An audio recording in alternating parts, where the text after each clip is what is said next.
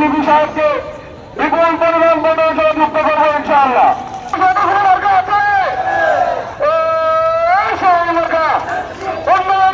জেলা স্বেচ্ছাসেবক দলের সংগ্রামী সাধারণ সম্পাদক এস এম কায়সার আলী, যুগ্ম সম্পাদক মজুমদার রশিদ সহ ফেনী সদর উপজেলা শাখার অন্তর্গত 4, 5, 6 নং ওয়ার্ডে সম্মানিত সভাপতি বাংলাদেশ জাতীয়তাবাদী দল বিএনপির মঙ্গলবার উপস্থিত আজকের এই নির্বাচনী জনসভার কার্যালয়ে মুক্তিযোদ্ধা এই জেলা শাখার শীর্ষ পর্যায়ের নেতৃবৃন্দ উপস্থিত সদর উপজেলা সংগঠন বাংলাদেশ জাতীয়তাবাদী স্বেচ্ছাসেবক দল শাখার পক্ষ থেকে জানাই রক্তিম শুভেচ্ছা।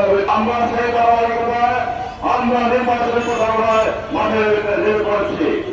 আমরা আমাদের মা বোনদেরকে একটা গুপ্ত সংগঠন বিভিন্নভাবে বাধাগ্রস্ত করছে। আমি বলতে চাই তাদের সরকার তাদের সৃষ্টি কোনো ষড়যন্ত্র এই দেশের মানুষ মেনে নেবে না। আমি আমাদের জাতীয়তাবাদী আমাদের সকল নেতৃবৃন্দকে তাদের সুখের পক্ষে ব্যাংকার হয়ে ফেরিদার প্রত্যেকটি ভোট কেন্দ্রে আমরা অবস্থান করব।